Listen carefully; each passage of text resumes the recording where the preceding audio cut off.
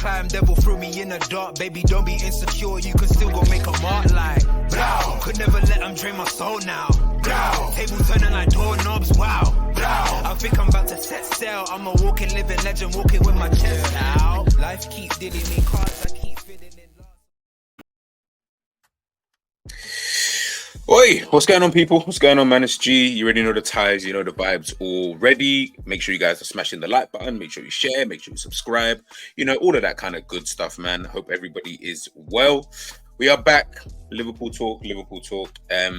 On the slot, his first press conference. Well, I say first, but his first to the wider media audience. Obviously, of course, he done the previous one at Liverpool training ground and stuff like that, where he spoke on a few things. Just more as a bit of an introduction. That one was, and this one was more, as I said, you know, to the wider audiences, you know, to the different news outlets and stuff like that. So. Yeah, man. First one done and dusted. I hope everybody's now happy. You know what I mean? I hope everyone's satisfied, I guess, to some level of to some degree, so to speak. Look, man, I'll just give you my kind of like, would I say, somewhat quick reaction behind it. I thought, again, a calm interview. Like, I don't know what people were, would I say, somewhat expecting. I guess, listen, look, he's come into a massive job at Liverpool, taking over, you know, the best manager that Liverpool's had in recent history and stuff like that, you know, winning the Premier League, Champions League, and, you know, all of that kind of good stuff. So, yeah, man, I guess people are just like, okay, it's almost like people are, I almost feel like the fan base are in a position where they're moving like it's Christmas, you've opened the Christmas present, and you got socks. Like, you're not gonna. It's like you're almost like, yeah, I know I needed socks, but at the same time, like I wanted this, that, and the third. Brother, just be happy that you got the socks. How about that? Just be happy that your parents gave you the socks in the first place. That might have been all what they could give you, you know, back then. But all jokes aside, when we are looking at, you know, at this whole press conference and stuff like that, I'll be real, there's not really much to kind of digress behind it. I know, you know, people are gonna speak about, I guess, specific things, so to speak. So, you know, one of the things he spoke about, Richard Hughes obviously spoke about, you know, in terms of transfers, and, you know, one of the things that he kind of pointed out was more about, you know, trying to improve the players on the training pitch first, you know, and Slot kind of, you know, agreed with that, and improving the players, and he mentions that as well throughout his interview, improving the players first, and then, you know, if the market so, you know, agrees, then yeah, if there's an opportunity there in the market, then, you know, these guys, as we know, that's just kind of what Liverpool do, innit? Like, we've not really been a proactive club like that, you know, in like a very long time, in my personal opinion. Yeah, a couple deals maybe here and there, but in general sense, it seems like it's more about, if the opportunity arises, okay, we'll go in for it. If not, we'll just kind of stick with, you know, what we've got. And of course, so many incomings, outgoings that could potentially happen this summer. I can understand, you know, sometimes with the frustration that, you know, some fans may kind of have, which is understandable, of course, you know, especially coming off the back of, you know, last season. Yeah, I thought, you know, Slot, he spoke calm. You know, there was nothing really in terms of his, I can't even say mannerisms. I guess his own personality. Obviously, we don't know too much about him, and again, we won't know until the season kind of kicks off and stuff like that, and he's in this situation or that situation. But yeah, I thought like that was calm. I think the only thing that not a fault or anything, but the only thing I guess I really picked up on was when he spoke about this whole, you know, 4-3-3, 4-2-3-1 and stuff like that. And, you know, listen, again, like I said, people weren't following Feyenoord prior to Slot coming. You like, why would you? You know, it's just not one of those kind of things. And it's, again, understandable. I get why you wouldn't do that. But, you know, a lot of people were telling me, you know, it's going to be 4-2-3-1. You know, they were showing me the videos and stuff and saying, yeah, he's going to play with double pivot, and this guy does this and that guy does that. And, you know, he plays the 4-2-3-1 because of this, that, and the third, which, again, understandable. It is what it is. But, you know, in his interview or in his press conference, he spoke about, you know, it not really being a 4-2-3-1, it being more of a 4-3-3. And then another thing that I kind of heard and pointed out or wrote down in my notes was that he spoke quite a lot about things, basically a continuation of what we've had previously. Now, you guys know me. You already know the vibes. You already know how I felt. And I don't want to go too deep into that, but you already know how I felt in terms of the last regime and that whole thing. Yeah, so the fact that he's talking about continuation from a club aspect, that's probably a good thing.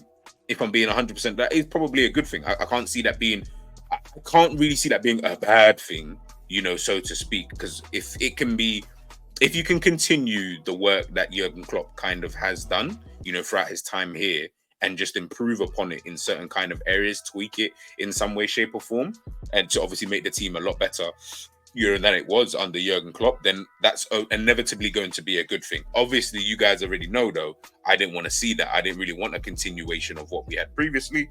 I wanted something different. I wanted something new.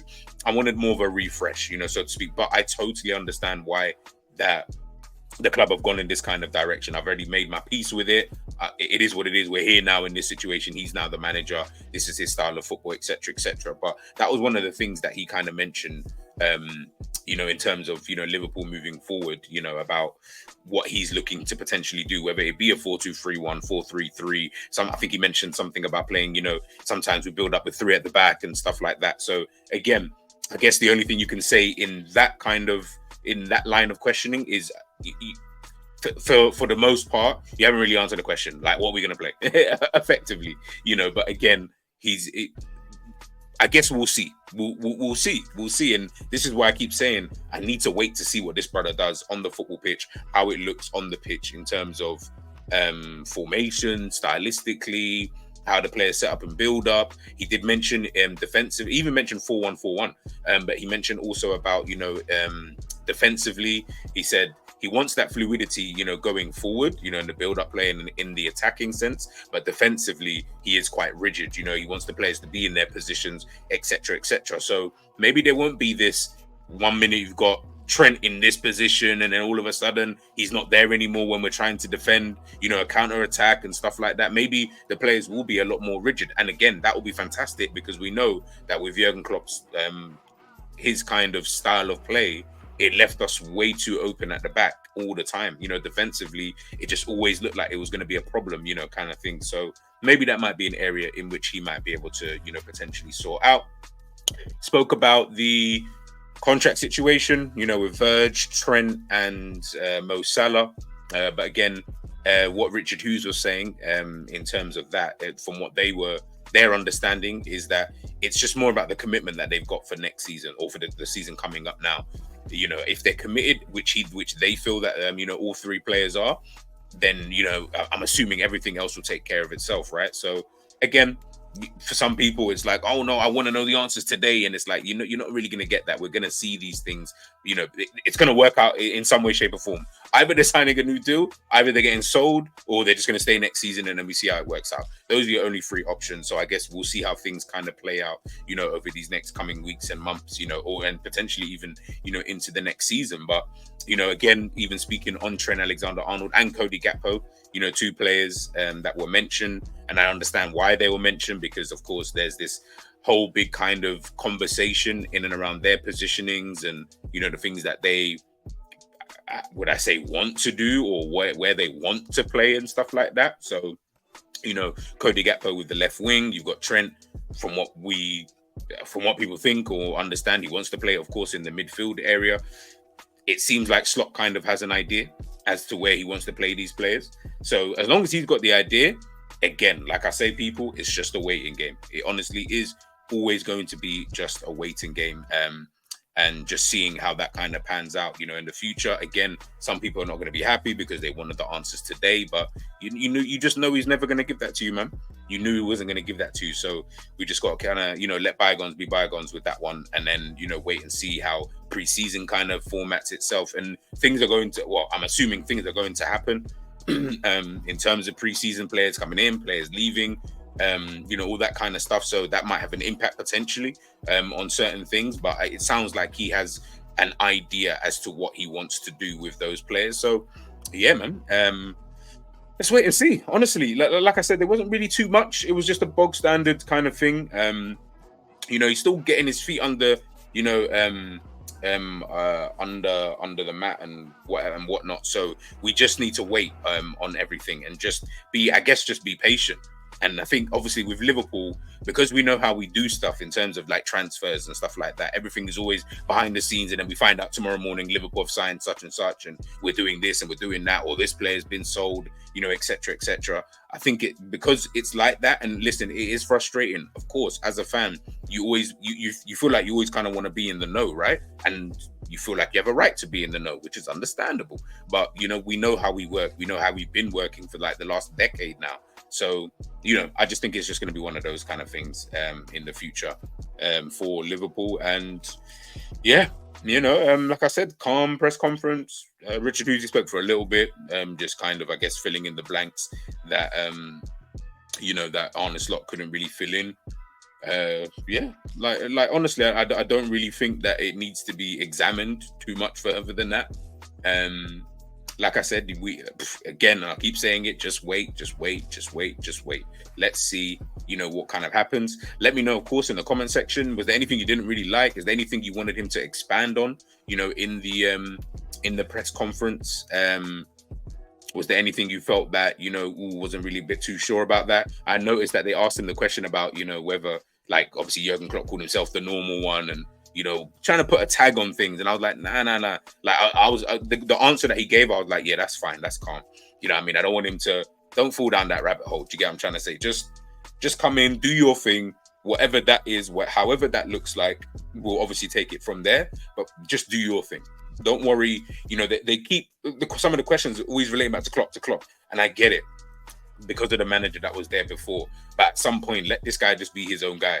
You know what I'm saying? Like, at some point, let him just be his own manager. Let him be his own person, and let him, you know, try and do what he possibly can to get Liverpool, you know, winning trophies again and stuff, and on a more consistent basis. I know they asked him about, you know, how he's going to integrate with the city and stuff like that. Again, let the guy breathe. You know what I mean? Like, and what he said was right as well. It's all well and good being integrated with the city. Yeah, that's all great, you know, being a man of the people and, you know, all of that kind of stuff. But I promise you, just like with Klopp, you think if Klopp wasn't winning games and stuff like that, and Liverpool weren't looking like they were progressing, you think he'd be a man of the people? Forget all of that. I don't care if you're a man of the people. That's so irrelevant to me. Like that. That's never going to be something that I look at and think, oh, you have to be. In fact, I wouldn't even mind if you were just someone who was completely standoffish from that and you just focus solely on the football. In fact, if that is the case with Slot, I would love that about him. I would absolutely love that. Focus on the football, man. Don't worry about all of that other stuff, because that will only come when you are winning. Jose Mourinho at Chelsea, you only endear yourself to fans because everybody else on the outside hated him. Everybody hated him. They're like, oh, he's this, he's that. Guess what? Chelsea fans love this guy. Why? Because you're winning games, you're winning titles, you're winning trophies consistently. People, you know, your own fan base are going to get with that. And that's the same with Arne Slot. We just got to let him do his thing. If he's not winning, how is he going to be able to get, you know, integrate himself? Did you get what I'm trying to say? If he's going through a period where he's losing games, you know, Liverpool lose the first 5 games of the season, then what happens? You get what I'm trying to say? Like, all of a sudden now everyone's like, oh, but yeah, this, that. Bro, forget all of that, man. Just let him be his own person. Let him do his thing, you know, and, you know, we just kind of take it from there. But like I said, man, honestly, it was just a calm press conference. There was nothing really to chat about, you know, so to speak. But again, like I said, let me know in the comment section if there was anything that you felt you wanted to hear, anything you feel that he needed to elaborate on, etc., etc. And yeah, just kind of we'll take it from there moving forward. But at least that first press conference is done. It's out of the way now, so we can finally all move on with our bloody lives. And now we can finally, you know, start preseason. You know, there's only a few players who are available at this current moment in time for the Liverpool, you know, pre-season. So, you know, of course, while everybody's on their international duty and stuff like that, you know, Fabio Carvalho coming back and stuff. Again, what's going to happen with him, you know, in terms of where does he fit into this whole thing? Again, I guess we'll see in the future. But guys, let me know if there's any players that you want to talk about, anything like that. Let me know, of course, in the comment section. I'll catch you guys on the flip side. Peace.